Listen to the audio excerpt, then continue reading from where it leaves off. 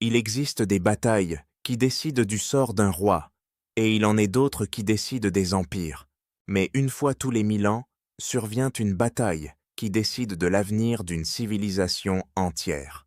En l'an 732, une tempête monta vers le nord, une force qui avait déjà conquis la moitié du monde connu. Des royaumes s'étaient effondrés, des cités brûlées, et rien ne semblait pouvoir arrêter cet élan irrésistible. Pourtant, à la lisière de l'Europe, une seule armée se dressa sur leur chemin. Inférieurs en nombre, inférieurs en puissance, mais inébranlables. Leur chef n'était ni empereur ni roi couronné, seulement un homme que l'on appelait le marteau. Ce qui se produisit ensuite résonnerait à travers les siècles, façonnant le destin d'un continent tout entier et peut-être celui du monde. Au début du 8e siècle, le califat omeyyade semblait porté par un élan divin et guerrier sans précédent. En moins d'un siècle, l'islam s'était répandu depuis les sables brûlants d'Arabie à travers toute l'Afrique du Nord. L'élan était tel que les frontières tombaient, les unes après les autres, emportées par une vague de cavalerie légère et de foi zélée. Le croissant avait franchi l'Espagne et menaçait désormais le cœur même de l'Europe chrétienne. Les cités tombaient comme des dominos, les monastères étaient vendépillés, et pour beaucoup, la chute de l'Occident paraissait inévitable. Le croissant allait bientôt éclipser la croix, murmuraient les prophètes de malheur. Dès l'an 711, les armées musulmanes avaient franchi le détroit de Gibraltar, balayant la péninsule ibérique avec une rapidité foudroyante. En quelques années à peine, le fier royaume wisigoth d'Espagne n'était plus qu'un souvenir sous les cendres. Les conquérants apportaient avec eux non seulement la guerre, mais une nouvelle culture, une administration sophistiquée et une foi conquérante. Mais au nord, par-delà les cimes enneigées des Pyrénées, s'étendaient les terres sauvages et forestières des Francs. C'était un monde de tribus fragmentées, en quête d'identité, mais dont la rudesse allait bientôt se dresser sur la route de l'expansion. À cette époque, l'Europe n'était pas encore le continent structuré que nous connaissons aujourd'hui. Il n'existait ni France unifiée, ni Allemagne puissante, ni Angleterre dominante. Ce n'étaient que des territoires dispersés, des mosaïques de duchés se battant autant entre eux que contre les menaces extérieures. L'insécurité était la seule constante, et la peur des raids venus du sud commençait à hanter les nuits des paysans et des seigneurs. Et parmi ce chaos surgit un homme qui allait bientôt marquer l'histoire de son empreinte de fer. Charles Martel. Fils illégitime de Pépin de Herstal, Charles n'hérita pas du pouvoir par la douceur, mais par la force pure. Sa légitimité était fragile, contestée par ses rivaux qui l'entouraient comme des loups affamés. Pourtant, grâce à un génie politique hors pair et une habileté à manœuvrer ses troupes, il commença à forger un bloc solide. On l'appela Martel, le marteau, non pour sa lignée, mais pour la force implacable qu'il déchaînait sur chaque champ de bataille. Il sentait que l'ombre qui montait du sud n'était pas un raid éphémère, mais une menace existentielle pour son peuple.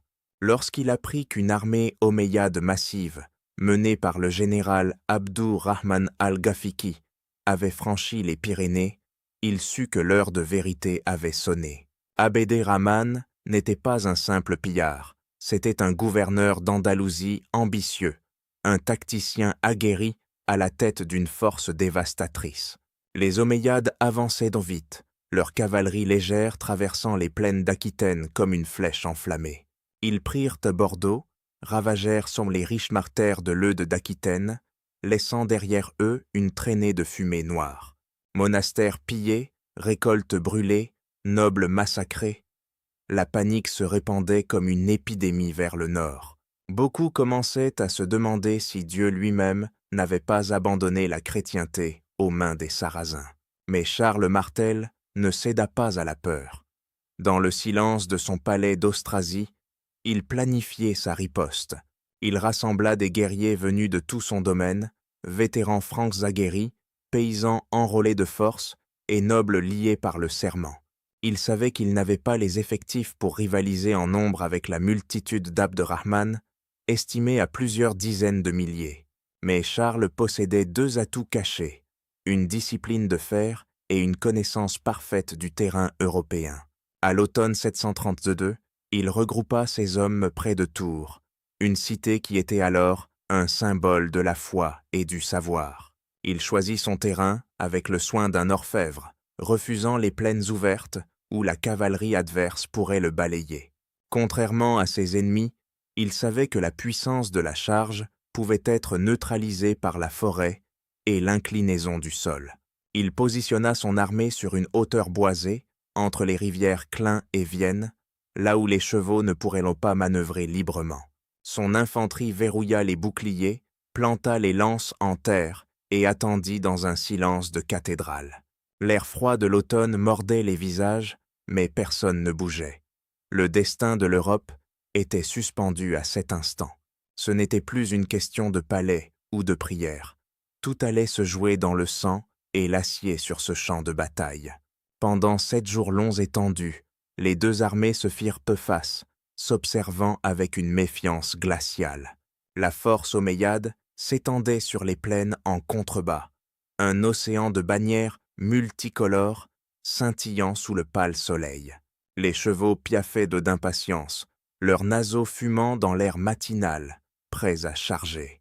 Pour les guerriers du Sud, ces Francs n'étaient que des barbares de plus, une étape mineure avant la conquête de l'Occident. Mais en haut de la colline, le mur de boucliers francs restait impassible, telle une muraille de pierre vivante. Charles Martel parcourait les rangs, vérifiant chaque ligne, chaque lance, insufflant sa propre froideur à ses hommes. Ces tartés soldats rendez pas des chevaliers en armures étincelantes, mais des guerriers vêtus de cuir, de mailles et de fourrure. Leur barbe était rude, leurs yeux fixés sur l'horizon, et leur volonté était forgée par des années de survie dans les terres du Nord. Chaque nuit, des milliers de feux illuminaient la campagne, créant un spectacle irréel de lumière mouvante entre les deux camps. On entendait d'un côté les chants de prière des guerriers d'Allah et de l'autre les murmures graves des psaumes chrétiens. L'air était saturé de tension, une électricité que n'importe quelle étincelle pouvait faire exploser en un chaos total.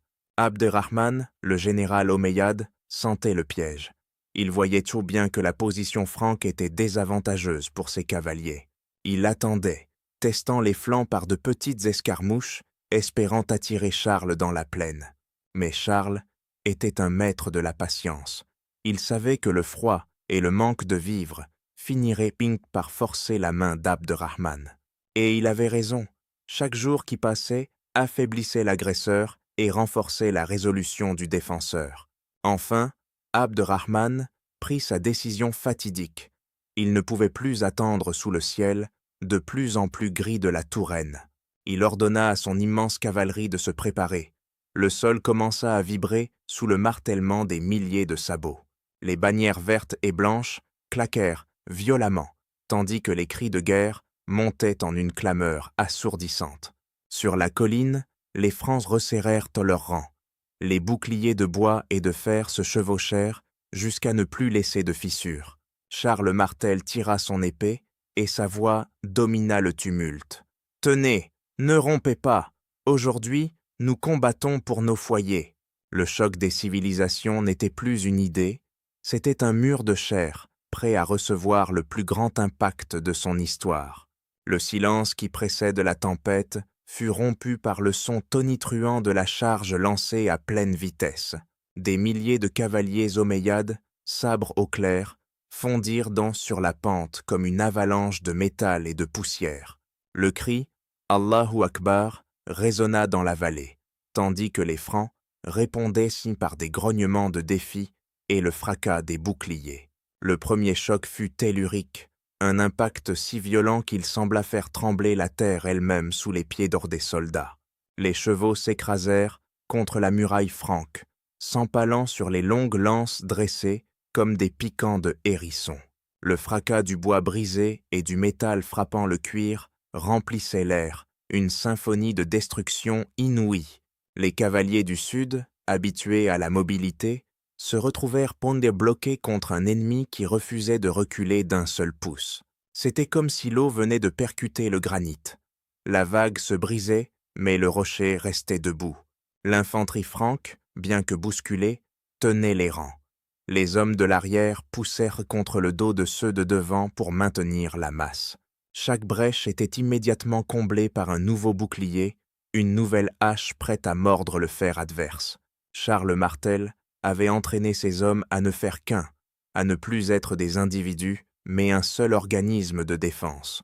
Frustré par cette résistance inattendue, Abderrahman envoya vague après vague de renforts, espérant briser le mur par le simple poids du nombre. Mais la pente de la colline épuisait les montures et ralentissait l'élan, privant la cavalerie de sa force de frappe principale.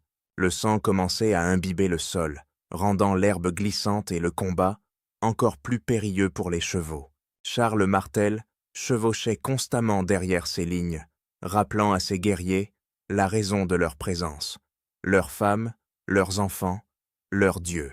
Sa présence physique était un ancrage pour son armée, son regard d'acier empêchant les cœurs de vaciller devant l'horreur.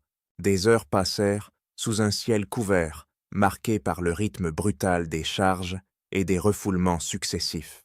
À midi, le champ n'était plus qu'un charnier à ciel ouvert, jonché de corps et d'armes brisées dans toutes les directions. Pourtant, le mur de boucliers tenait, écaillé, ensanglanté, fatigué, mais toujours debout sur la crête de la colline. Abderrahman commençait à voir ses meilleurs officiers tomber les uns après les autres sans obtenir la victoire promise. Ce qui devait être une simple formalité devenait une épreuve d'endurance que l'Empire n'avait jamais connue jusque-là.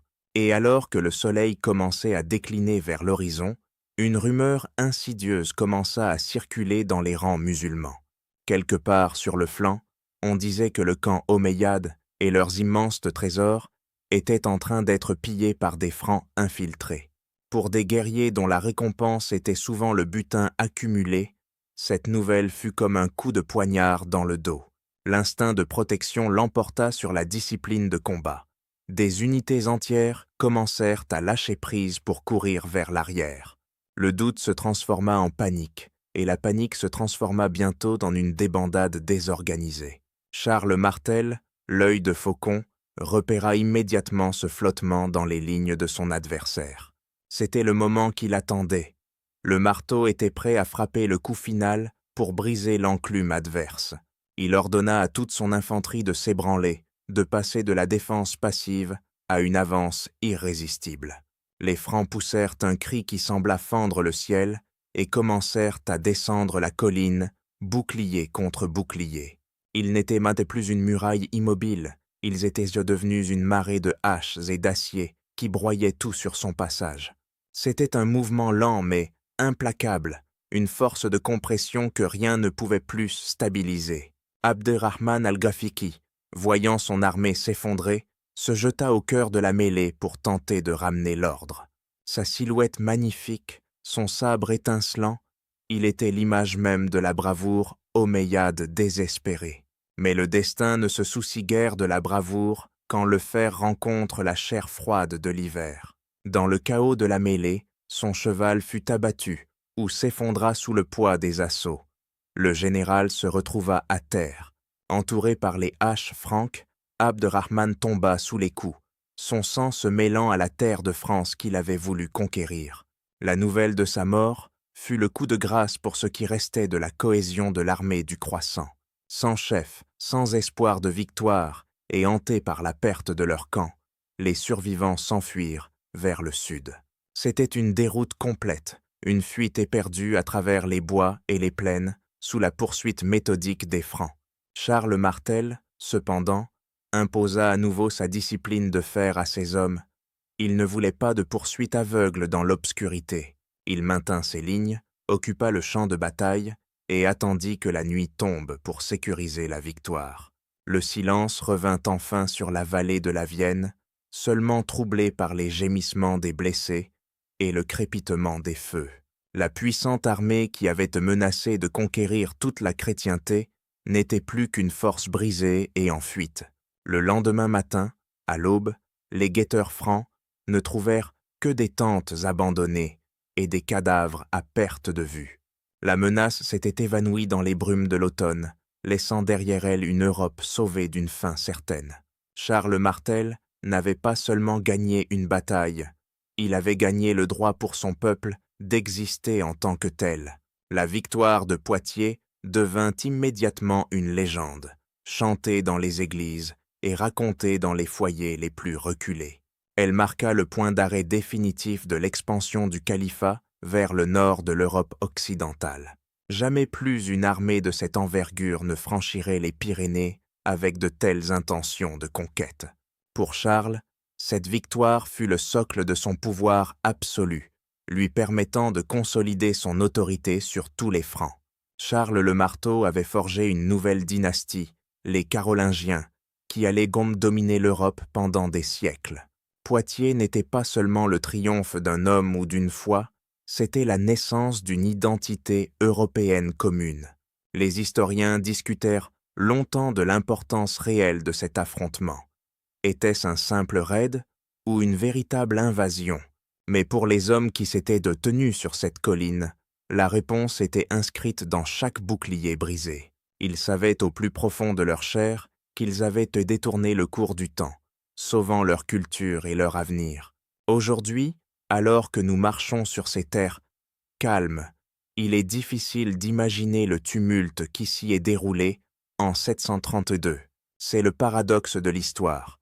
Les plus grandes tragédies et les plus grands triomphes finissent par être recouvertes par l'herbe. Mais le nom de Charles Martel et l'écho de cette bataille continuent de résonner comme un avertissement et un espoir. L'idée que, face à une tempête insurmontable, un peuple uni et discipliné peut tenir tête au destin.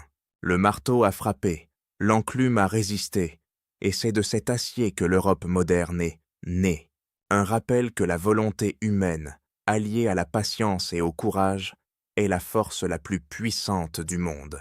22 ans plus tard, Charles s'éteindrait, laissant derrière lui un monde transformé, stabilisé, prêt pour la renaissance à venir. Il n'était pas un héros sans tache, mais il était l'homme dont l'histoire avait besoin au moment précis où tout vacillait. La bataille de Poitiers restera à jamais comme l'heure où l'ombre a rencontré la lumière d'un nouveau matin.